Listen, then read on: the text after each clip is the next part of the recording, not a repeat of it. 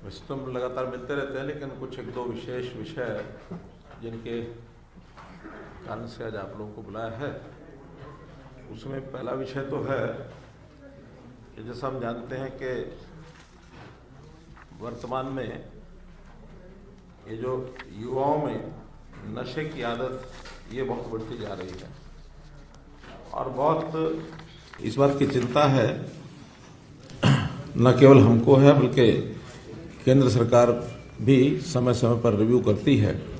तो पिछले दिनों में केंद्रीय गृह मंत्री श्री अमित शाह जी के अध्यक्षता में भी एक मीटिंग हुई थी और जो नार्को कोऑर्डिनेशन सेंटर की तीसरी जो अपेक्स लेवल की एक मीटिंग उनकी थी, उसके अंदर जो चर्चा हुई उस चर्चा में विशेष तौर पर यह बताया गया कि अन्य स्थानों की तो चर्चा हुई थी, लेकिन हरियाणा में भी ये जो नशे की वृत्ति है ये बढ़ती जा रही है और 10 जिले उसमें खास करके ईयरमार्क किए गए कि जहां जो हरियाणा देश भर में 272 जिले हैं जिनको चिन्हित किया, उसमें से 10 जिले हरियाणा के भी चिन्हित किए गए। सिरसा, रोहतक, हिसार, अंबाला, फतेहाबाद, करनाल, कुरुक्षेत्र, पानीपत, नूंह और सोनीपत। तो ऐसे एक अध्ययन के बाद ही निश्चित रूप से इनको केंद्रित किया गया होगा। तो उसी बात को ध्यान में रखते हुए वैसे तो पहले से ही हम बहुत इस पर सतर्क हैं। हमने इस सारी चीज़ों के रोकथाम के लिए 2018 में ही Haryana state narcotics control bureau अलग से बनाया था और उसके बाद कुछ आसपास के राज्यों को साथ लेकर के और हमने एक एंटी ड्रग सेक्रेटेरिएट भी बनाया पंचकुला में, जो भी उत्तर भारत के राज्य हैं जिसके अंदर जम्मू कश्मीर है, पंजाब है, चंडीगढ़ है, हिमाचल है, उत्तराखंड है, उत्तर प्रदेश है, दिल्ली है, ऐसे सब राज्यों को साथ लेकर के मैंने स्वयं उसमें लीड ली थी और 2 बैठकें तो मेरी अपनी उपस्थिति में हुई थी, बाकी अधिकारी स्तर पर भी बैठकें हुई थी। तो पंचकुला में उसका हमने हेड ऑफिस बनाया है, वहां भी इन चीज़ों की सबकी और एक प्रकार से ध्यान रखा जाता है, सारी चीज़ों का डाटा भी लिया जाता है, सब जानकारियां भी वहाँ ली जाती हैं। तो जब से हमारा ब्यूरो बना है, इस ब्यूरो के माध्यम से हमने जो भी सप्लाई साइड है उसको कंट्रोल करने के लिए भी बहुत प्रयत्न किए हैं और पिछले साल भर में 2746 अभियोग दर्ज किए गए। इस सारे विषय को जो पुलिस और नारकोटिक्स कंट्रोल बोर्ड के द्वारा कुल मिलाकर के 3975 आरोपियों को हमने गिरफ्तार भी किया। कार्रवाई के दौरान 29.13 किलो हेरोइन, 157.25 किलो चरस, 11,368 किलो गांजा, 356 किलो अफीम, 8,550 किलो चूरापोस्त और 13,62,121 नशीली गोलियां और सिरप इत्यादि जब्त भी किए हैं। तो इस सामान को जब हम देखते हैं तो बहुत चिंता होती है कि हरियाणा में इन चीज़ों की आमद रफ्त, ये ठीक है कि ये सब चीज़ें यहाँ खपत के लिए तो शायद नहीं आई होंगी, इसकी स्मगलिंग भी बहुत हो रही है। स्मगलिंग में कुछ जैसा इंटरनेशनल बॉर्डर है, खास करके पाकिस्तान का बॉर्डर, उधर से चीज़ें सप्लाई होती हैं, पंजाब के रास्ते फिर हरियाणा के रास्ते होते हुए देश में आगे भी जाती हैं। तो रास्ते में इस चीज़ को पकड़ने के लिए भी हमारी जो नारकोटिक्स ब्यूरो है, इन्होंने बहुत मेहनत की और इस सारे काम पर अपना एक प्रकार से पूरा जो पकड़ है वो रही है। लेकिन फिर भी इस चीज़ को कंट्रोल करना और इसको यानी एक प्रकार से युवा में आदत बढ़े नहीं, तो ये हमारी चिंता है। इसके लिए हमने नारकोटिक्स कंट्रोल ब्यूरो ने एक हाक सॉफ्टवेयर बनाया है और मोबाइल ऐप प्रयास ये भी बनाए हैं। इसके माध्यम से भी जो तस्करी की जो चीज़ें हैं, तस्करों को भी इसमें पकड़ा जाता है, तो इसके माध्यम से भी हमको सफलता मिलती है। अब ये ध्यान में आया कि इसके लिए एक विशेष अभियान चलाने की आवश्यकता है, तो हमने एक स्टेट लेवल के एक एक्शन प्लान ये बनाई है और उस एक्शन प्लान में ग्रामीण स्तर पर ग्राम स्तर की जो मिशन टीम्स बनाई हैं, विलेज मिशन टीम्स, और इसी प्रकार से शहरों में वार्ड मिशन टीम्स और इनको सबको कोऑर्डिनेट करने के लिए क्लस्टर मिशन टीम्स, उसके ऊपर फिर सब डिवीजन मिशन टीम्स, जिला मिशन टीम्स और हमारी स्टेट की जो है मिशन टीम वो तो है ही है बनी हुई। तो इन सब के कोऑर्डिनेटेड एफर्ट के बाद हर गांव में हम जाकर के, हर वार्ड में जाकर के इन बातों का पता करेंगे कि ये चीजें सेवन करने वाले कौन कौन लोग हैं, इसका व्यापार करने वाले कौन कौन लोग हैं और ये चीजें कहां से आती हैं, कहां से सप्लाई होती हैं, उसमें समाज की भागीदारी ये भी हम कराएंगे ताकि हर टीम में, खास करके गांव की जो टीम मैंने बताई, वार्ड की टीम बताई, 10-10 लोग उनकी एक टीम बनेगी, 5 जिसमें सरकारी अधिकारी होंगे और 5 जनता के लोग लिए जाएंगे, खास करके चुने हुए प्रतिनिधियों में से। वर्तमान में हमारी पंचायतें भले चुनी हुई नहीं है, लेकिन जो पूर्व पंचायतें हैं, जो पूर्व प्रतिनिधि हैं, उनको जोड़ेंगे। तो ऐसे सब लोगों को साथ लेकर के सबका विश्वास, उसके अंदर स्कूल का अध्यापक, मुख्याध्यापक भी होगा, उसमें गांव का पटवारी भी होगा, गांव का ग्राम सचिव भी होगा। तो ऐसे सब लोगों को साथ लेकर और एक अभियान हम लोग ये चलाने की योजना बनाई है, जिसके लिए मुख्य रूप से आज आपको बताया है मार्च महीने में इन सब का गठन जो है वो हो जाएगा। और मार्च महीने के बाद गठन के बाद फिर गांव-गांव में, वार्डों में जाकर के और उन सबको एक प्रकार से मीटिंग्स जो करेंगे, उन मीटिंग्स के लिए हमने जुलाई तक का समय रखा है कि अप्रैल, मई, जुलाई 3 महीने में ये सब गांव-गांव मीटिंग्स हों, डाटा इकट्ठा किया जाए, उनको अवेयरनेस जो है वो पैदा की जाए। तो इस सारे काम के लिए हम लोगों ने इस समय का निर्धारण किया है ताकि इस 3-4 महीने का जो अभियान है, उस अभियान के बाद जो लोग पकड़े जाएंगे, जो लोग इस प्रकार की आदतों में फंस चुके हैं, उनको फिर सेग्रीगेट करके उनके डी एडिक्शन सेंटर्स सामान्यतः हेल्थ डिपार्टमेंट और सोशल जस्टिस डिपार्टमेंट इनके द्वारा ही वो बनाए जाते हैं। उनमें उनकी इस आदत को कैसे छुड़वाया जाए, तो बड़े लेवल पर जितने भी संख्या में बनाना आवश्यक होगा, उतनी संख्या में हम अस्पतालों में, CHCs में या उससे नीचे लेवल पर भी जिस प्रकार का काम करना होगा, अगर बड़ी संख्या में लोग मिलते हैं तो उनको सबको एक बार लेकर के और फिर बाद में उनकी रिहेबिलिटेशन। कई बार व्यक्ति किसी परेशानी से, बेरोजगारी से या किसी और सेटबैक से, कोई उसका बिजनेस घटा हो गया, कोई पारिवारिक झगड़ा हो गया, कोई भी कारण होते हैं, उन कारणों के कारण से भी व्यक्ति ड्रग एडिक्ट हो जाता है, नशीली चीजों का सेवन करने लग जाता है। तो ऐसे लोगों की काउंसलिंग करा करके ताकि उनको मुख्य धारा में लाया जाए। बेरोजगार है तो उसके रोजगार की चिंता की जाए, घरेलू को झगड़ा तो काउंसलिंग करके उनको कैसे ठीक किया जा सकता है। तो इन सारी चीजों को लेकर के और एक बड़ा कार्यक्रम आगे आने वाले 4 महीने में हम लोग लेने वाले हैं। विषय और भी 2 हैं, लेकिन इस विषय को पूरा करने के लिए हमारे हेल्थ मिनिस्टर हैं, कोई चीज और जोड़नी होगी तो आप बताएंगे, कोई भी विषय इसमें जोड़ना है।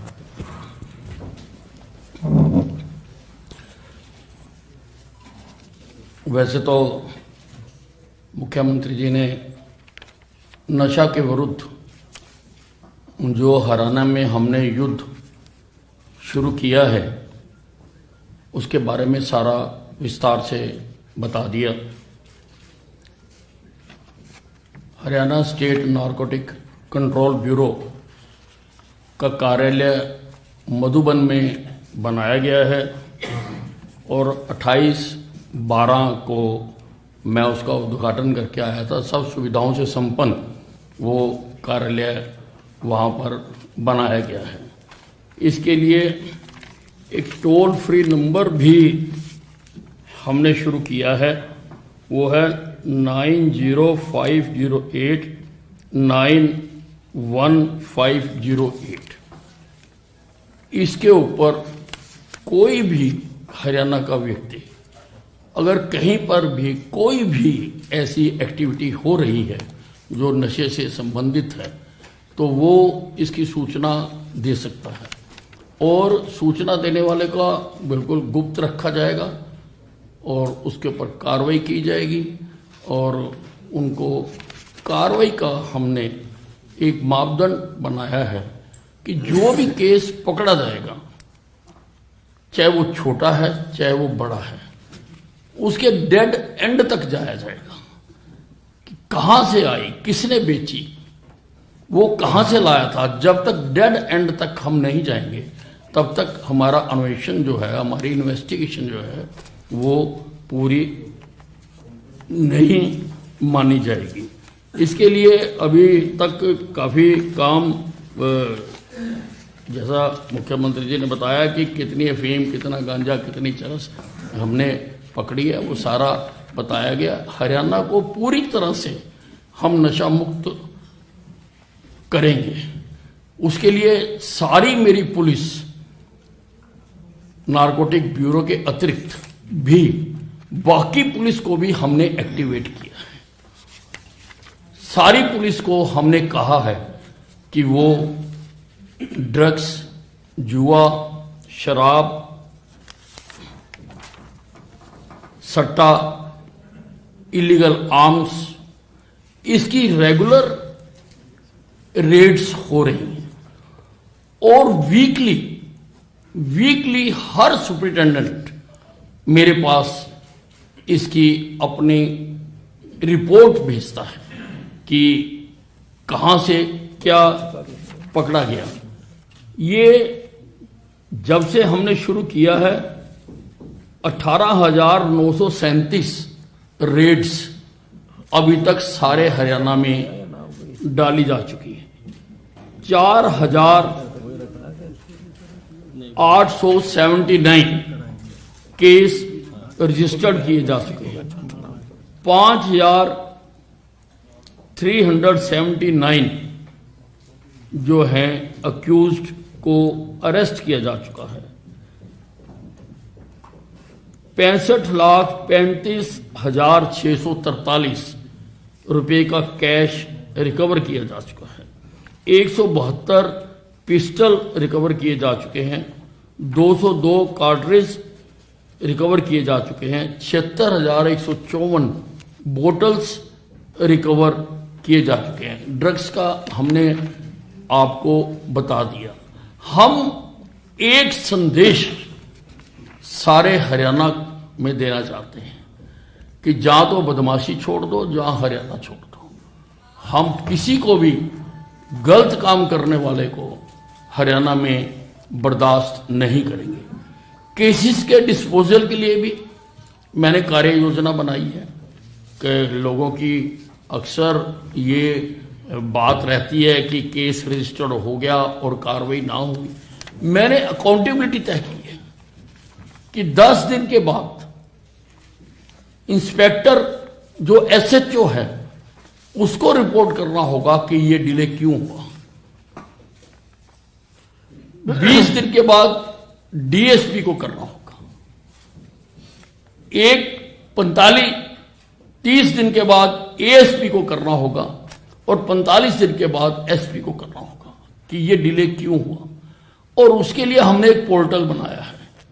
उसका ट्रायल कल मैंने देख लिया है। वो पोर्टल होगा और वो 15 दिन के लिए अभी हम नीचे ट्रायल के लिए उसको भेज रहे हैं। उसके बाद वो पूरी तरह से फंक्शनल हो जाएगा। मेरे डैशबोर्ड के ऊपर या डीजीपी साहब के डैशबोर्ड के ऊपर या एसीएस होम के डैशबोर्ड के ऊपर सारे हरियाणा के हर केस की डिटेल होगी कि कौन सा केस कब रजिस्टर हुआ और वो वर्कआउट हुआ या नहीं हुआ और क्या डिले हुआ, क्यों डिले हुआ, सारी जानकारी उसमें होगी। हमारा मकसद ये है कि नीचे जो वर्किंग स्टाफ है उनके ऊपर इस चीज का जरूर आभास रहेगा कि अगर हम डिले करते हैं तो हमें कोई देख रहा है और हर आदमी की हमने अकाउंटेबिलिटी इसमें तय की है।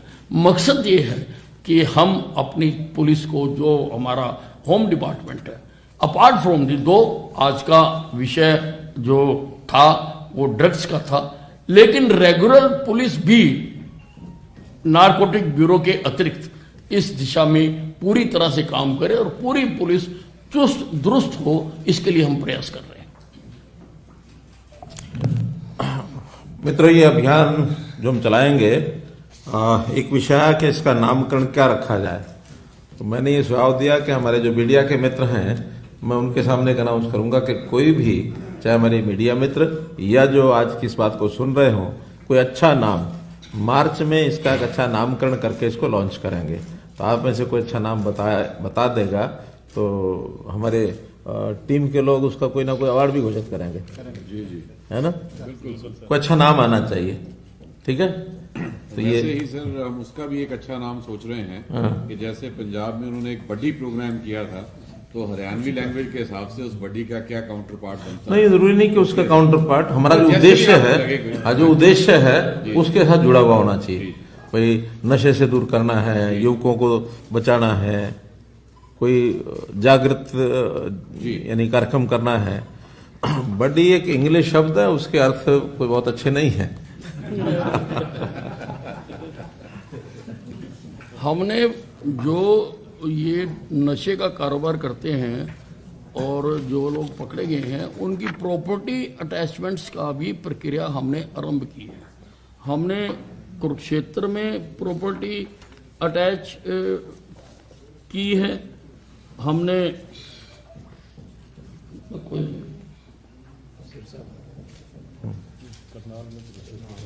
करनाल में और सिरसा में 3 जगह पर, सब जगह पर हम जहां पर ये लोग इस प्रकार के कारोबार में लगे हुए हैं, और भी जगहों पर मुझे जानकारी है क्योंकि वो प्रोसेस में है, अभी हम नहीं बता रहे, लेकिन 3 जगहों पर हमने प्रॉपर्टी अटैचमेंट की कार्रवाई की है। एक दूसरा बहुत महत्वपूर्ण और करंट इशू है, हम सबकी चिंता का विषय है कि इस समय यूक्रेन में जो टेंशन्स हैं यूक्रेन देश में, और बहुत एक यूक्रेन में जो असमंजस बना हुआ है और वह एक अनिश्चितता की जो स्थिति बनी है, उससे सब देश के लोग, हरियाणा के लोग सभी चिंतित है। लगभग 18,000 लोग वहाँ अपने फंसे हुए हैं और जिसमें लगभग 2,000 लोग हरियाणा से हैं। तो उसके लिए मेरी भी लगातार मिनिस्ट्री ऑफ एक्सटर्नल अफेयर्स में बातचीत चल रही है, तो वो अपने प्रबंध कर रहे हैं। पहला तो केंद्र ने ही मिनिस्ट्री ऑफ एक्सटर्नल अफेयर्स ने एक स्पेशल कंट्रोल रूम बना लिया है और उसमें 15 अधिकारी हैं जिनको वहाँ जिम्मे लगाया गया है और वो लगातार नज़र रखे हुए हैं। और उन्होंने अपना कंट्रोल रूम का नंबर और ईमेल एड्रेस जारी किया है। नंबर्स तो हैं, प्रेस नोट में बाद में दे देंगे, लेकिन अभी मैं बता देता हूँ। Contact details of control room in Delhi are 9111, ये तो दिल्ली का कोड हो गया, 230121113, फिर 230141104, 230171905 और एक मोबाइल टोल फ्री नंबर है 1800, मोबाइल नहीं है जो 1800 के जो नंबर होते हैं, टोल फ्री नंबर, हाँ, 1800118797। इसी प्रकार से हमने यहाँ अपने चंडीगढ़ में भी हरियाणा के लोगों के लिए कंट्रोल रूम बनाया है। वो मुख्य रूप से आप लोग उसको जरूर लिख लें। उसका व्हाट्सएप नंबर है 92123, ये जरूर लिखें आप, 92123 14595। कोई भी जानकारी ऐसी होती है या किसी की कोई वहां से सहायता की रिक्वेस्ट आती है तो हम इस पर फॉरवर्ड कर दें एक व्हाट्सएप के रूप में 92123 14595। और इसी प्रकार से जो हमारा फॉरेन कोऑपरेशन डिपार्टमेंट है उन्होंने अपनी ईमेल आईडी जो इसके लिए रखी है, वो उनकी रेगुलर जो ईमेल आईडी है वही है contact contact@us@atfcd, contact@fcd पूरा लिखना है @gmail.com। तो फॉरेन कोऑपरेशन डिपार्टमेंट हमने बनाया ही है, तो उसका वहाँ एक अलग से यूक्रेन सेल इस नाम से 2 लोगों को हमने बैठाया है ताकि वो जानकारियाँ, जो कि हमारे पास तो जानकारियाँ आएंगी, वो MEA में जानकारी हमने देनी है, सहायता उन्हीं के माध्यम से होगी। एक कांटेक्ट नंबर और एक ईमेल एड्रेस से हमने बैठाया है। 2000 में ब्रेकअप है, स्टूडेंट्स कितने, डॉक्टर्स कितने? अभी ये ब्रेकअप नहीं आया है, जनरल जानकारी है कि लगभग, लेकिन ज्यादातर उसमें स्टूडेंट्स हैं, MBBS स्टूडेंट्स जो हैं ज्यादातर मेडिकल करने जाते हैं, वहाँ मेडिकल कॉलेजेस की सुविधा है, तो ज्यादातर लोग वही हैं।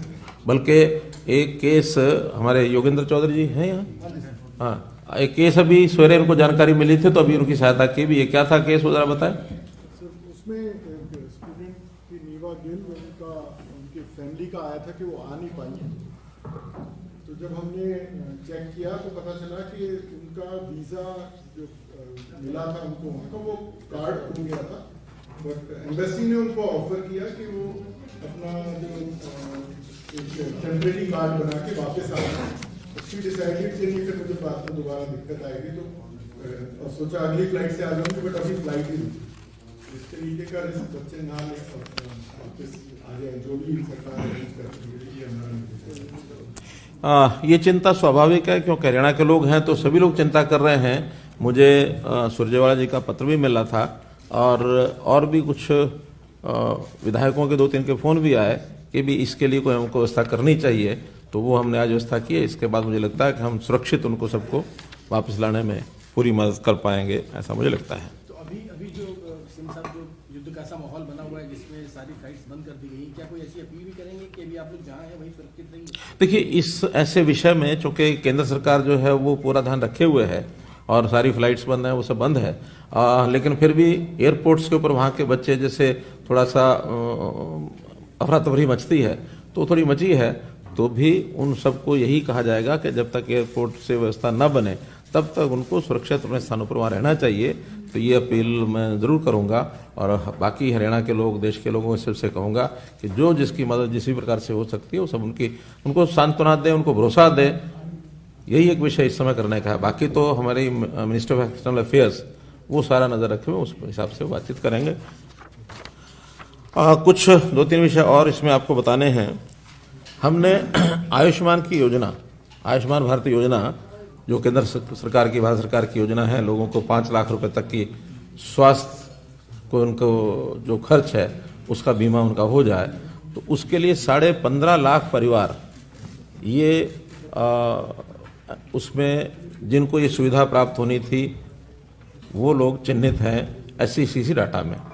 लेकिन बहुत ऐसे लोग हैं जो SCCC डाटा में नहीं हैं और वास्तव में BPL टाइप हैं, गरीब हैं, तो हमने विचार किया है कि उनका सारा खर्च भी आयुष्मान भारत के अंतर्गत, जिनकी आय 1,80,000 रुपया सालाना से कम है, ऐसे सब परिवारों को आयुष्मान भारत का लाभ दिलाएंगे।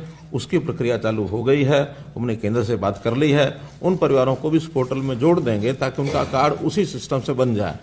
बाद में उनका खर्च जो है, जो एम्पैनल्ड हॉस्पिटल्स हैं आयुष्मान भारत की योजना का, तो वहाँ से लेंगे। हाँ, वो तो है। हाँ, और वो सब परिवार जिनको ये दे रहे हैं, क्योंकि परिवार पहचान पत्र का एक जो मन बनाया है पोर्टल, उसमें निश्चित रूप से उनका रजिस्ट्रेशन होना जरूरी है, तभी हमारे पास उसकी जानकारी मिलेगी कि कौन परिवार क्या है।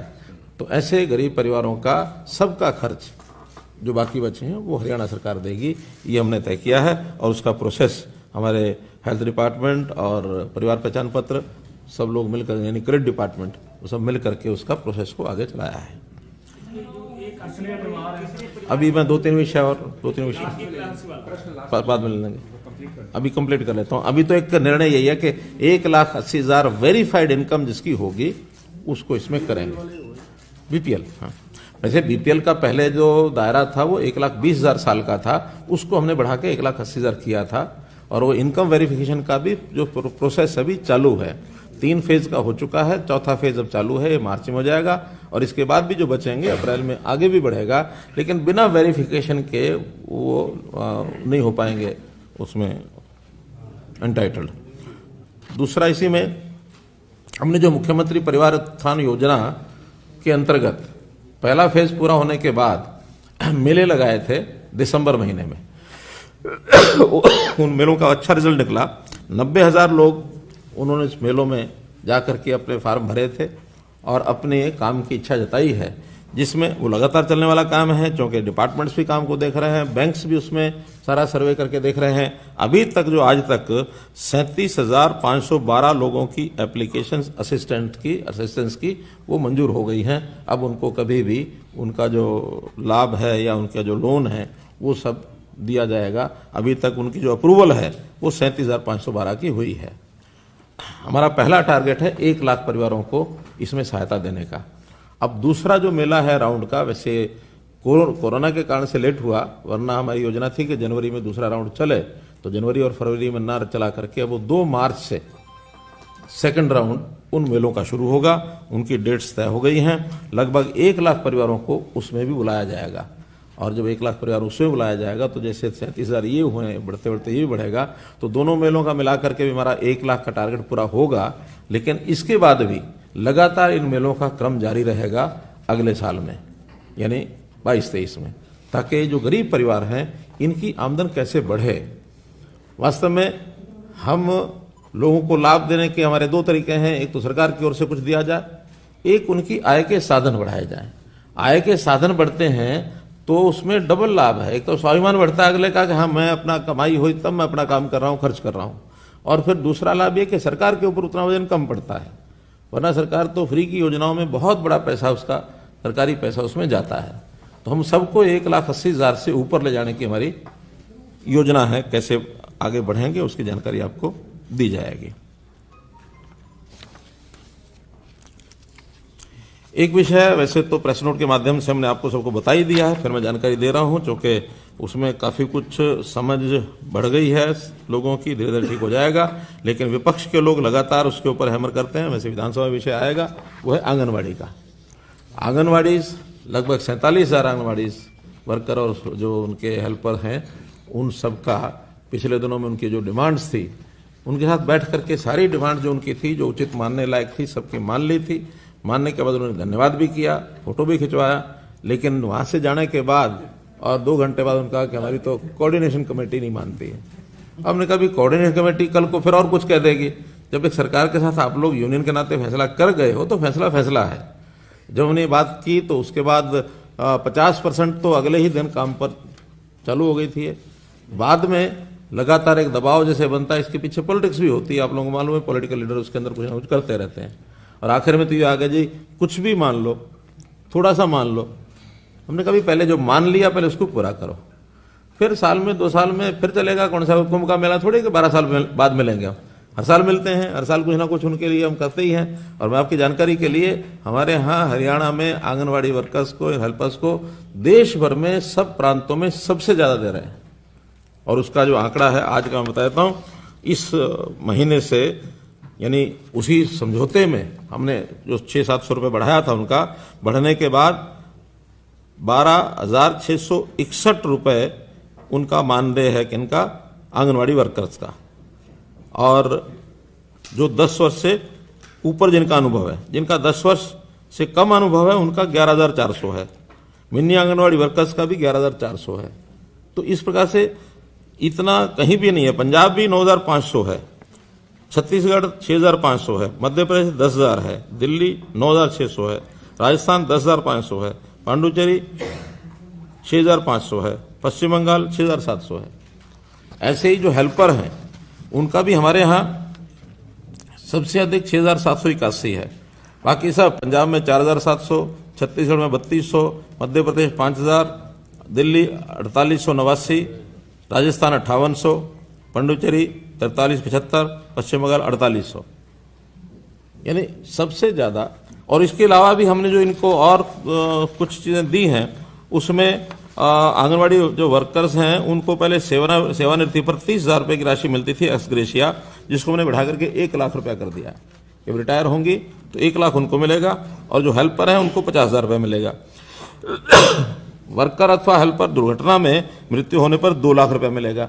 ये देश में कहीं नहीं है।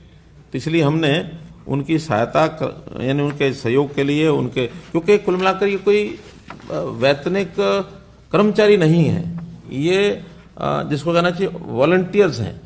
तो वॉलंटियर को ऑनरेरियम इस रूप में शायद 100 या 150 रुपये शुरू हुआ था। ये 100-150 रुपया भी अपने गांव में ही रह करके चलो थोड़ा छोटा मोटा काम करेंगे, 100-200 रुपया। उस समय 100-200 रुपये की वैल्यू अच्छी थी 92-93 में, लेकिन उसके बाद भी बढ़ते बढ़ते 2005 में भी 1,000 रुपये था सर। हाँ, 2005 में भी 1,000 रुपया था, 5 से लेके 22 तब भी हमने 11, 11,500, 12,500 कर दिया। तो इसलिए हम हमेशा एक संवेदनशीलता से इन सब के लिए हम सोचते हैं, करते हैं, लेकिन एक सीमा से आगे कोई जिद करके चलता है तो वो उचित नहीं है, किसी के लिए भी उचित नहीं है, ना समाज के लिए, ना सरकार के लिए, ना उस वर्ग के लिए। तो मैं तो ये जो इनको उकसाते हैं, जो इनके लीडर्स हैं, खास करके पॉलिटिकल लीडर्स, उनको भी कहूंगा कि किसी वर्ग को इस प्रकार से खराब ना करें। नुकसान बहुत होता है, सबका होता है, तो नहीं करना चाहिए। बजट के संबंध में जितनी बात बतानी है उतनी है कि 3 वर्ष से हम बजट पूर्व बैठकों का जो सिलसिला है वो शुरू किया है हमने। कोविड के कारण से इस बार ऑनलाइन बैठकें ज्यादा हुई हैं, तो अभी तक 7 फरवरी से ये बैठकें शुरू की थी, प्री बजट बैठकें 8 बैठकें हुई हैं, जिसमें 427 लोगों से हमने विचार विमर्श किया, प्रत्यक्ष 1 to 1। बहुत सुझाव आए हैं, वो सब सुझाव डिपार्टमेंट्स ने भी लिखे हैं, हमारे वित्त विभाग ने भी लिखे हैं, और इसमें सभी विभाग हैं, जैसे स्थानीय निकाय, उनके प्रतिनिधि, उद्योगपति, पंचायतों के प्रतिनिधि, कृषि विभाग, स्वास्थ्य, रियल एस्टेट, शिक्षा क्षेत्र, इन सब के प्रतिनिधियों से और हमने सुझाव लिए हैं। और अब ये 7 दिन का जो समय है उनको सबको इनकॉर्पोरेट करके बजट बनाने का विषय है। तो सुझाव का एक प्रकार का चरण हमारा वो पूरा हो गया है। मुआवजा पिछले दिनों में हमने आपको ध्यान में ही, आपके सामने ही 12 जिलों के 561 करोड़ रुपया, यानी कई लाख किसान थे, उनको 561 रुपया सीधा हमने डाइवर्ट किया था, जो आगे उनको पहुंच गया होगा। प्रधानमंत्री फसल बीमा योजना में भी 700 करोड़ रुपए स्वीकृत हुए हैं, जिसमें से 261 करोड़ रुपया ये उनके अकाउंट्स में चला गया है। बाकी सब भी मार्च अंत तक ये सब चला जाएगा। एक विषय वृद्धावस्था सम्मान भत्ता। पहली बात तो यह है कि हम लोग सारे देश में सबसे ज्यादा सम्मान भत्ता ये दे रहे हैं, और इसमें चूंकि सम्मान भत्ता जो हकदार है उसको मिलना चाहिए, इसके लिए थोड़ा परिवार पहचान पत्र का सहयोग हम ले रहे हैं। तो उसके नाते से वैसे तो हर महीने जो लोग अप्लाई करते हैं और उनको सम्मान भत्ता दिया जाता है, पिछले 1 साल में 2,18,000 ऐसे लोगों को सम्मान भत्ता नए लोगों को दिया गया है। उसमें वृद्धावस्था वाले भी हैं, उसमें विडोज भी हैं, उसमें दिव्यांग भी हैं। तो ऐसे सबको 2,18,000 पिछला जनवरी से लेकर दिसंबर तक, और जनवरी 21 से दिसंबर 21, और अगर जनवरी 22 और जो आज तक का फरवरी का अगर सारा आंकड़ा जोड़ लिया जाए तो ये 33,000 और जुड़ जाते हैं। तो 2,51,000 लोगों को इस 1 साल में लगभग ये दिया है। अब चूंकि उसमें लगातार हम उसका रिव्यू भी करते हैं, और उसके आंकड़े चूंकि अब परिवार पहचान पत्रों से निकलते हैं, आज भी हमको कुछ दिन पहले एक आंकड़ा आया कि 23,000 लोग ऐसे हैं जिन्होंने कभी अप्लाई भी नहीं किया अभी ओल्ड एज पेंशन के लिए, लेकिन वो इस दायरे में आते हैं। अब मालूम नहीं है, स्वाभिमान के कारण से नहीं, या वो अप्लाई करने के लिए वो गए हों, उनको कठिनाई आ गई हो, या उनको भरने कोई नहीं देता, दूर दराज है, जानकारी नहीं है। लेकिन हमने ये विचार किया है कि हम उन 23,000 सब लोगों को प्रोएक्टिव होकर के अप्रोच करेंगे, उनके घर जाएंगे कि आपका ओल्ड एज पेंशन नहीं बना है, आप बनवा लीजिए, और इस महीने के अंदर उस काम को हम पूरा कर देंगे। यानी जो लोग कहते हैं ना परिवार पहचान पत्र का क्या लाभ हुआ, तो उसमें यही है कि कोई हमारे पास आए, इसकी बजाय जो डिजर्व करता है हम उसके पास जाएंगे और उसको 23,000 लोगों को ये पेंशन बना करके देंगे। और दूसरा जो बताया था कि अभी 58 साल से 60 साल के बीच के जितने लोगों की आय उसमें लिखी हुई है, उसका वेरीफाई करा करके उसमें दर्ज हो जाएगा, और एक बार डॉक्यूमेंटल प्रूफ उसका हो गया कि 60 साल का 21 दिन हुआ है, उसके बाद उसको अप्लाई नहीं करना है, ऑटोमेटिकली उस दिन उसकी जो है पेंशन बन जाएगी, पैरामीटर्स पूरा होते ही। इसलिए ये सुविधा एक परिवार पहचान पत्र की ये जो दी जा रही है, इससे लोगों को एक राहत ये सब मिलेगी।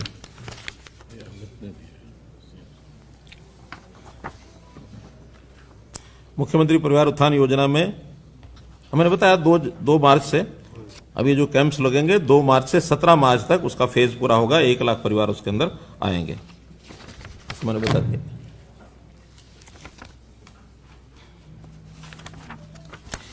अब विषय है भर्तियों का।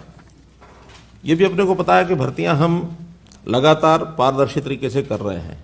वो जो पर्ची खर्ची सिस्टम था वो बिल्कुल चलता नहीं था। कुछ बातें उसमें जो ध्यान में आई कि बहुत से ऐसे गिरोह ध्यान में आए हैं, पकड़े गए हैं, जो उसमें कहीं ना कहीं लीकेज कराने में वो माहिर हैं। वो चाहे साइबर अपराध करते हैं, चाहे मिली भगत से अंदर उनके लोग लगे हुए हैं, और ये केवल हरियाणा के नहीं है, इसमें ये जो गिरोह हैं बहुत दूर दूर तक काम करते हैं। यानी इनकी जड़ें जम्मू कश्मीर में मिली, इनकी जड़ें हैदराबाद में भी मिली, इनकी जड़ें गुजरात में भी मिली, इनकी जड़ें यूपी में भी मिली। तो ऐसे गिरोह बने हुए और सब जगह ही ऑपरेट करते हैं, क्योंकि काम करने वाली बहुत सी मशीनरी कॉमन होती है सब जगह। पेपर सेटर कॉमन होते हैं, कहाँ से प्रिंट होना वो सब लगभग कॉमन होते हैं। तो कहीं ना कहीं इनके सारे रूट्स बने हुए थे। लेकिन हरियाणा में इस बार हमने सफलतापूर्वक बहुत बड़ा ये नेटवर्क इनका तोड़ा है। और उस नेटवर्क को तोड़ने के लिए जो आंकड़े हैं बड़े चौंकाने वाले हैं कि यानी जो पुलिस सिपाही भर्ती हुई उसमें जो पेपर लीक हुआ उसके अंदर तुरंत कार्रवाई करके इस समय तक 70 आरोपियों को गिरफ्तार किया जा चुका है। एक पेपर में 70 आरोपी, यानी कितना बड़ा नेटवर्क होगा ये, इसमें से ध्यान करने की बात है। एसटीएफ ने पिछले 3 महीने में 3 बड़े ग्रोह जो पकड़े हैं उसमें 26 आरोपियों को और जो है इसके अलावा और पकड़ा है। ग्राम सचिव की जो परीक्षा हुई उसमें भी 7 मुकदमे दर्ज किए गए, 64 आरोपी इसमें पकड़े गए हैं। अब इसमें मेरा कहने का मतलब ये है कि ये चीजें ऐसा नहीं कि अब खड़ी हुई हैं, ये बहुत पहले से बहुत जगह पर ये चल रही होती हैं।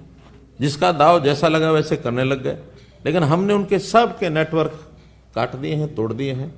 और मैं अब दावे से कह सकता हूं कि अगली कोई परीक्षा होगी उसमें किसी प्रकार का कोई लूप होल नहीं मिलेगा। इंपर्सोनेशन बहुत बड़ी मात्रा में होती रही है। नाम किसी का, परीक्षा कोई देके जा रहा है, परीक्षा देने कोई आ रहा है और पुलिस में उसके जो फिजिकल पैरामीटर के लिए कोई और आ रहा है। तो उनके सबके, हालांकि एक केस हमारे पास जेबीटी टीचर्स का भी आया था जो पिछली सरकार के समय था, जिसके निशान जो है थंब इंप्रेशन हमने मिलाए थे, हस्ताक्षर मिलाए थे और उसमें सैकड़ों लोग उसके अंदर पकड़े भी गए थे। लेकिन उस समय भी हमें ये नहीं था कि भी ये बहुत बड़ा ऐसा है कि सब जगह ये सारा विषय चल रहा है। लेकिन इस बार उस पर गहराई से हमने काम करके उसको पकड़ा है, एक बड़ी सफलता है। इसमें कोई कितना ही कहता रहे, लेकिन इस एक बीमारी को जड़ से दूर करने का काम ये सफलतापूर्वक हमने किया है। मैं इसलिए बता रहा हूं कि अब अगली भर्तियां बहुत जल्दी होंगी, ग्रुप सी की भी होंगी, ग्रुप डी की भी होंगी, एबी की भी होंगी, स्टाफ सिलेक्शन कमीशन भी करेगा और एचपीएससी भी करेगा। उन्होंने अपने सिस्टम को भी ठीक कर लिया है। तो इसलिए ये विषय आपको एक ध्यान कराने के लिए इस विषय को मुझे आपके सामने रखना था। मित्रों, महत्वपूर्ण विषय तो 2 पहले नारकोटिक्स ब्यूरो का और जो हमारा अभियान चलेगा नशा मुक्ति का वो, और साथ में यूक्रेन वाला जो विषय था वो आपके सामने रखा। बाकी जानकारियाँ जो थी वो दी हैं। फिर भी अगर कोई बात आपको लगता है तो आप उसको। सर, ये पानीपत और सोनीपत के इलाके में कई विधायक ने आपको पत्र भी लिखा है कि जो एनसीआर का दायरा है वो घटाया जाए, क्योंकि जो अनाउंसमेंट की गई कि एनसीआर के दायरे में आने वाली जो गाड़ियां प्रभावित होंगी, तो उसको लेकर के आप कुछ विचार कर रहे हैं? ऐसा ये विचार हमने नहीं करना। ये एनसीआर प्लानिंग बोर्ड में सारे विषय रखे जाते हैं और इसका जो अर्बन जो हमारी मिनिस्ट्री है शहरी विकास की केंद्र की, वो उसको फाइनल करते हैं। क्योंकि एनसीआर के साथ जुड़ा विषय है। एनसीआर का अर्थ ये था, एनसीआर एरिया का, कि जो दिल्ली के ऊपर प्रेशर बढ़ रहा है, दिल्ली की सीमाएं हैं अपनी, तो वो प्रेशर दिल्ली के ऊपर ना बढ़े, इसको थोड़ा सा डिस्ट्रीब्यूट किया जाए, थिन किया जाए, तो आसपास के एरिया में कुछ सुविधाएं दी जाए, इंफ्रास्ट्रक्चर दिया जाए, योजना बनाई जाए, प्लानिंग की जाए। उसके लिए एनसीआर एरिया था। पहले बहुत थोड़ा एरिया था, बाद में कुछ योजना दी गई कि इसमें हम सहायता करेंगे, उसको हम भी लालच में आकर के बढ़ाते चले गए, ये बढ़ा लो, ये बढ़ा लो। और हरियाणा का पिछले डेट तक 57% एरिया वो एनसीआर में आ गया। लेकिन जब एनसीआर के कारण से वो जो दिल्ली वाले प्रभाव हैं प्रदूषण के, एनवायरनमेंट के या पानी के या धुएं के या बाकी चीज़ों के, एनजीटी ने उसको जब यानी मैं शब्द प्रयोग करूंगा थोपना ही, शायद ठीक है कि नहीं है, लेकिन वो थोपना शुरू कर दिया। तब ध्यान में आया कि इसका लाभ के बजाय इसको हमारे नागरिकों को कठिनाइयाँ ज़्यादा हैं। तो उन कठिनाइयों को हल करने के लिए फिर हमने ये विषय निकाला कि इसका दायरा कम करवा दें। बहुत लोगों ने कहा कि ये विषय तो पॉलिटिकल बन जाएगा। मैंने कहा पॉलिटिकल तो बढ़ाना हुआ बन गया अब, तो इसको हमने तो ठीक करना, जनता को राहत देनी है। तब ये उसको कम करने के लिए सैद्धांतिक रूप से बात मान ली गई है कि अब उसका कितना किलोमीटर है, 100 ना, अभी 100 ना, 100 किलोमीटर तक मान लिया गया है। और उस 100 किलोमीटर में अगर मैं करनाल का कहूँ तो पहले करनाल पूरा जिला आता था, अब उसमें घरोंडा तहसील ही आएगी, घरोंडा तहसील से आगे का नहीं आएगा। यानी घरोंडा लगभग 100 किलोमीटर के दायरे में आता है। जिले तो सारे शायद कोई एक आधी कम होगा, लेकिन उसके बहुत जिलों के पार्ट रह जाएंगे, बाकी कम हो जाएंगे। सीएम साहब, आपने ड्रग सप्लाई की बात कही, पाकिस्तान से पंजाब होते हुए हरियाणा और अन्य राज्यों में होती है ये, तो पंजाब जो पड़ोसी राज्य है उसमें कोई पॉलिटिकल पैट्रोनेज की बात आई है सामने, कोई ड्रग्स को लेकर? देखिए, ऐसा मैं नहीं कह सकता, क्योंकि हमारे से पहले पंजाब की हालत खराब हुई और जम्मू कश्मीर से, पंजाब से, उस बॉर्डर से चीजें आनी शुरू हुई। अब इसकी कोई सीमाएं नहीं होती हैं, ना कोई स्मगलर की, ना ड्रग लेने वालों की, ला जाने वालों की, नशे की कोई सीमा नहीं होती है। वो तो जैसे जैसे बढ़ता आगे फैलता चला जाता है। इसलिए कोई इसको पॉलिटिकल पैट्रोनेज देगा ऐसा तो नहीं है। इतना जरूर है कि इसमें पैसे का बहुत बड़ा रोल है, और पैसे का रोल करने वाले जो अंडरग्राउंड ऑर्गेनाइजेशंस हैं, आतंकी यानी संगठन जो हैं, उन लोगों का जरूर इसमें रोल है। वो इसमें से अपना पैसा बहुत निकालते हैं, जिसका दुरुपयोग देशद्रोहिता के लिए वो दुरुपयोग करते हैं। ये तो जानकारियां हैं, लेकिन मैं किसी को कहूं पॉलिटिकल पैट्रोनेज, और हम इसमें पॉलिटिकल लड़ाई नहीं लड़ते हैं। ये जो आपने नारकोटिक्स के ऊपर क्योंकि फोकस्ड है हमारी प्रेस कॉन्फ्रेंस, और इसमें बताया कि हमने ये पकड़ा है, इतने लोग पकड़े हैं। बीस साहब ने कहा कि हम अब ये पता लगाएंगे कि इसके जड़ तक जाएंगे, कहाँ से चला सप्लाई का, क्या तो अब तक की जांच में नहीं पता चला कि कहाँ तक है? इतने लोग ये केवल नशा करने वाले लोग पकड़े हैं हमने, या कुछ जिसको भी पकड़ा है? नहीं, कुछ ऐसे पकड़े भी जाते हैं, कुछ ऐसे पकड़े, वो तो लगातार। देखिए, कुछ चीजें ऐसी होती हैं जो बिल्कुल, जिसको कहना चाहिए, घुण की तरह लगी होती हैं, वो पता नहीं होता कहाँ लगी है। वो तो जो पकड़ा जाता है, पकड़ने के बाद उसमें थोड़ा आगे तक बढ़ते हैं, पता नहीं कौन सी चीज कहाँ पकड़ी जाए। अब ये आतंकवादी सोनीपत में पकड़े गए, तो इसका मतलब क्या हुआ? आतंकवाद कोई ऐसा तो है नहीं कोई आज शुरू हुआ है। आतंकवाद की शुरुआत तो 20 साल पहले, 25, 30, 40 साल पहले हुई, 84 में शुरू हुई। उससे पहले भी कहीं ना कहीं रूट्स निकल सकती हैं। अब ये सारी समस्याएं जो सामाजिक समस्याएं होती हैं, उसका कहां से वो शुरू हो और कहां तक रुकी हुई है, इसका नहीं पता लगता है। तो इससे भी जानना चाहता है कि जो हमने गिरफ्तार कर ली, उसकी इन्वेस्टिगेशन में कहाँ पहुंची ये बात? आखिर कहीं ना कहीं वो पहुंची तो पकड़े ही होंगे ना। और कुछ बातें हो सकता है कि जब तक पूरा उसको क्लीन नहीं करेंगे नीचे तक, तब तक बताना भी उचित नहीं है। तो अभी यहाँ से तो कोई पैदा होता नहीं नशा, यहाँ तो नहीं होता, लेकिन जहां जहां होता है, बाहर से जहां खेती होती है, अब मध्य प्रदेश में तो लोग खेती करते हैं इसकी, और राजस्थान में भी करते हैं, तो वहां से लेके आते हैं। हमारे हरियाणा में तो कम से कम खेती शायद कहीं नहीं होती। कई अलग अलग एरियाज में जो ड्रग्स हैं, अलग अलग एरियाज हैं जहां से सप्लाई होते हैं। कुछ अलग अलग एरिया, ये जो पकड़े गए हैं, जो गृह मंत्री महोदय का कहना था कि जो भी ये केसेस हम पकड़े जा रहे हैं, हम उसमें ये प्रयास कर रहे हैं कि फॉरवर्ड और बैकवर्ड लिंकेजेस को एस्टेब्लिश करें उसमें, कि पीछे कहाँ से आए, ताकि जो बड़ी मछलियां हैं इसमें उन पे हम पकड़ सकें उनको। और ऐसा कहना कि एक किसी जगह से आ रहा है, ये उचित नहीं है। अलग अलग जगहों से आ रहे हैं, उन सभी राज्यों के लोगों से भी संपर्क है, उनके पुलिस के जो लोग हैं उनसे भी, हमारे एसटीएफ के, नारकोटिक्स कंट्रोल ब्यूरो के और जिला पुलिस के लोग समन्वय करके उनको पकड़ रहे हैं। और दूसरा एक और देखिए, अरे देखिए, ऐसा है, कई बार इनके प्रकार भी बदलते रहते हैं। अब नशे का तो जो नशा करने वाला उसको सब पता होता है कैसा प्रकार क्या बन गया। यानी अभी जो हमें जानकारी मिली, बूट पॉलिश तक लोग खाने लग गए। अब ये कोई बूट पॉलिश इसलिए थोड़ी बनी थी, बूट पॉलिश तो बूट पॉलिश के लिए बनी थी। हम लोग वो जो दवाइयां जो हैं तरह तरह की, अब दवाइयां तो इलाज के लिए आती हैं। सिरप जो है वो सिरप के उपयोग के हिसाब से आता है, लेकिन उसका दुरुपयोग करके उसको नशे के रूप में करने लग गया था। जैसे पंजाब में ज्यादा, पंजाब वाले ज्यादा बात करते हैं कि पाकिस्तान से, बॉर्डर से आ रहा है, पाकिस्तान से आ रहा है, तो क्या हमारी जो सप्लाई मिली वो ज्यादा पाकिस्तान वाली, पंजाब वाली साइड से मिली या राजस्थान से मिली, बिहार से? डिफरेंट केसेस का डिफरेंट है। हमने पैटर्न बताया आपको कि हम इस पैटर्न पर काम कर रहे हैं। सर, प्रेस कॉन्फ्रेंस तो ड्रग एडिक्शन पे है, मेरे पास सारे पत्रकारों की सेंटीमेंट ये भी है, बिग साहब और आप इकट्ठे बैठे हैं, बहुत हिस्टोरिक ओकेजन है। ये कौन सा हिस्टोरिक ओकेजन है? हम कोई पहली बार बैठे हैं।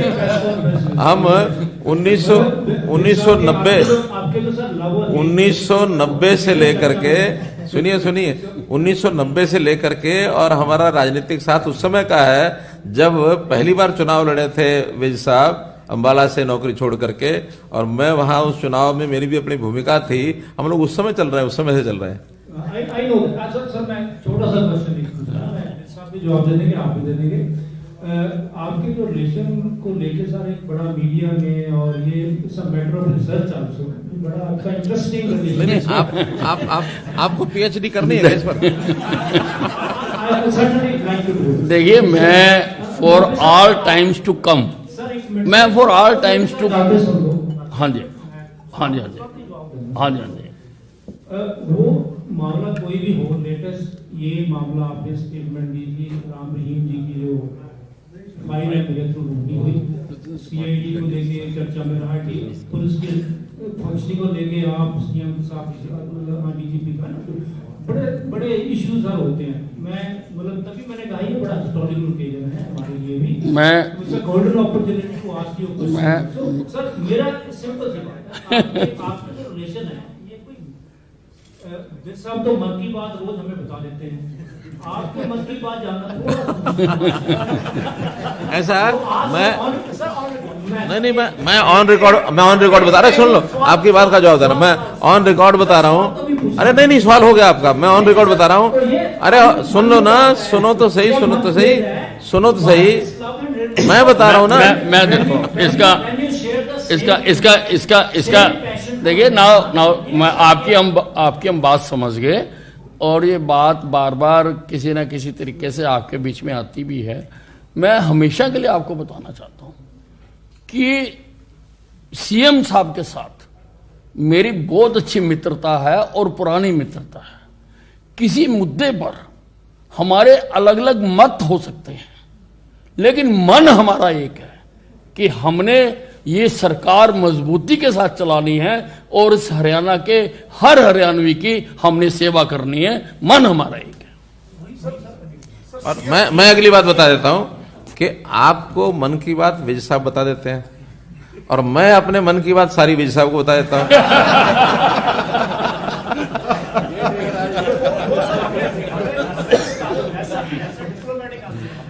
नहीं कोई डिप्लोमेटिक नहीं है, हम रोज बात करते हैं, रोज मिलते हैं, अपने कार्यक्रम में मिलते हैं।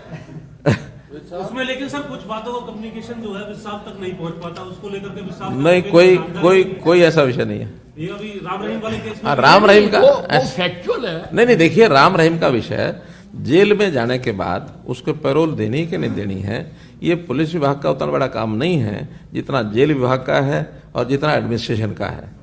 तो जेल विभाग से सारी जानकारियां वहाँ के डिविजनल कमिश्नर ने सब जानकारियां जिससे लेनी थी उन्होंने ली, उन्होंने संख्या दे दी कि दे सकते हैं। उन्होंने इवन एजी से भी पूछा। तो इसलिए जो जिस विभाग का काम होता है वो करके हम पूरा करते हैं। जब एजी साहब ने ये कहा कि ठीक है इनको दी जा सकती है, तो उन्होंने उसको अप्रूव कर दिया, और अप्रूव करने के बाद वो 21 दिन की फरलो पे चले गए और उन्होंने कहा मुझे यहाँ रहना है, तो जहाँ रहना है वहाँ की पुलिस से हमने जानकारी ले ली। उन्होंने कहा कि ठीक है हम इसकी व्यवस्था सारी करेंगे, अभी जो ये कह रहे हैं कि जेड प्लस सुरक्षा अभी नहीं, जेड प्लस सुरक्षा के बारे में बता चुका हूं कि जब भी व्यक्ति के ऊपर कोई भी थ्रेट होता है, जब थ्रेट होता है तो उसको उसके हिसाब से सिक्योरिटी मिलती है। जब इनको सेंटेंस हुई तब तक भी इनके ऊपर थ्रेट जो था, सिक्योरिटी थ्रेट, वो खत्म नहीं हुआ था। लेकिन जेल में जाने के बाद सिक्योरिटी जेल की मिलती है, वहां किसी प्रकार की जेड सिक्योरिटी की उसकी आवश्यकता नहीं होती, जेल के अंदर रहना होता है। लेकिन जैसे व्यक्ति कैदी जेल से बाहर निकलेगा उस समय उसका सिक्योरिटी थ्रेट कितना है उसके हिसाब से उसको सिक्योरिटी मिलेगी। वो सिक्योरिटी थ्रेट उसका जो पहले था आज भी है, तो उनको वही सिक्योरिटी उसने मिल गई। जब तक बाहर रहेंगे रहेगी, जिस दिन अंदर चले जाएंगे खत्म। लेकिन सर कौन सी कैटेगरी ये भी आई है कि पंजाब चीफ की रिपोर्ट ये है कि ड्रोन हमले की भी आशंका है। क्या ड्रोन राम रहीम के ऊपर ड्रोन से हमला भी हो सकता है। देखिए, ऐसी सूरत में जेल में जाने के बाद भी तो सिक्योरिटी आप रिव्यू करनी है। नहीं सिक्योरिटी जेल की अपने यहाँ होती है ना, जेल के अंदर हमको पुलिस सिक्योरिटी की देने की जरूरत नहीं होती। ड्रोन हमले की बात कर, तो ड्रोन हमले की आशंका जहां भी होगी उसके हिसाब से उसी प्रकार की सिक्योरिटी दी जाएगी। सर ये क्या कैटेगराइज है कि ये वाई है, जेड है, क्या है? पहले से है। जेड क्यों पहले से है ना, पहले से जेड, हाँ पहले से, हाँ।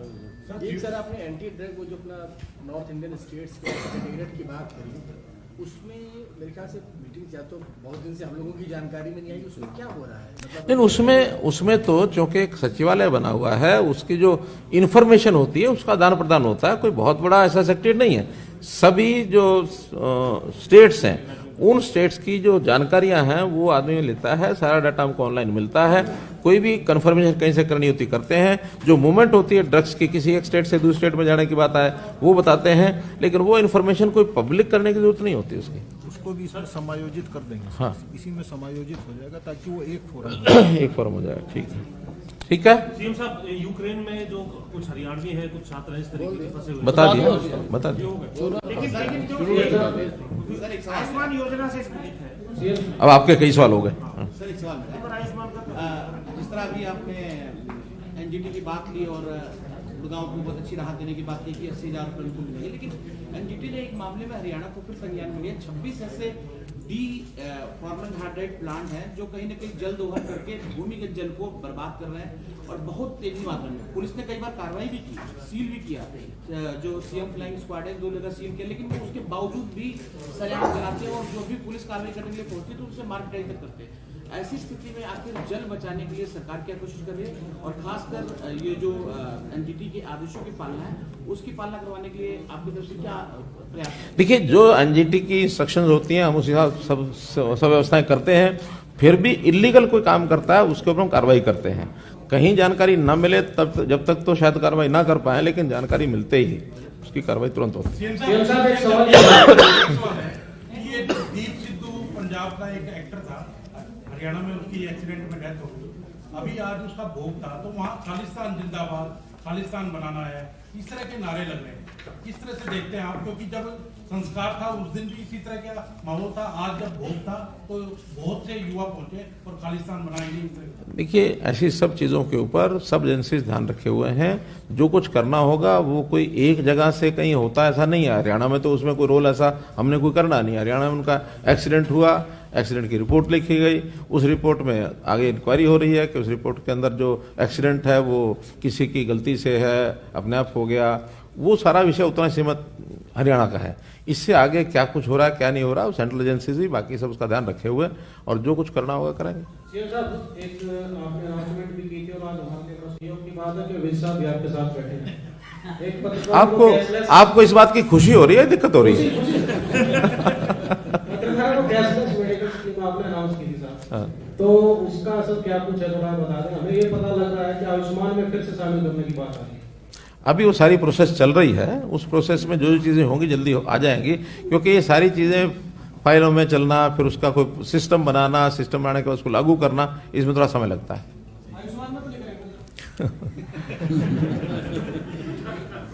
नहीं, आपको अपनी आशंका है वो पूछिए, हमारे दोनों के बैठने से क्या संबंध है? सर, आपने ड्रग्स की बात भी, पंजाब में इलेक्शन होके हटे हैं, उस दौरान ड्रग्स की मात्रा बढ़ी थी कि कम? सप्लाई या पकड़े पंजाब में? पंजाब ड्यूरिंग इलेक्शन चल रहा था, ड्रग्स की सप्लाई। ऐसा कि इसका कोई चुनाव के साथ वैसा संबंध नहीं है। हाँ, ये ठीक है कि जब कहीं चुनाव होते हैं उस समय जो अल्कोहलिक मात्रा तो सब तरीके से बढ़ती है जब भी कहीं चुनाव होते हैं। हाँ, नाके लगाते हैं, पकड़ी भी जाती है। बल्कि हरियाणा के हमारे जो केंद्रीय गृह सचिव हैं उनके साथ हमारे अधिकारियों की मीटिंग हुई, उन्होंने स्पेशली कहा क्योंकि हरियाणा में चुनाव नहीं है, इधर पंजाब में भी है, यूपी में भी है, इसलिए आप अपने यहाँ ड्रग्स यानी अल्कोहल की स्मगलिंग न हो, यहाँ से बाहर ना जाए, बाहर से यहाँ ना आए। तो हमने अपने नाके सारे लगा दिए थे, बंद किए थे। बल्कि एक आध ट्रक हमारा बाहर पकड़ा भी गया, उसके खिलाफ एफआईआर हुई और ट्रक अभी भी अंदर है, वो पकड़ा हुआ है। तो ये सख्ती हम करते हैं जब ऐसी कोई सूचना में मिलती है। इसको पंजाब ने सहयोग के लिए धन्यवाद भी। हाँ, डीजी पंजाब ने बताया कि सहयोग के लिए धन्यवाद भी किया। बहुत बहुत धन्यवाद।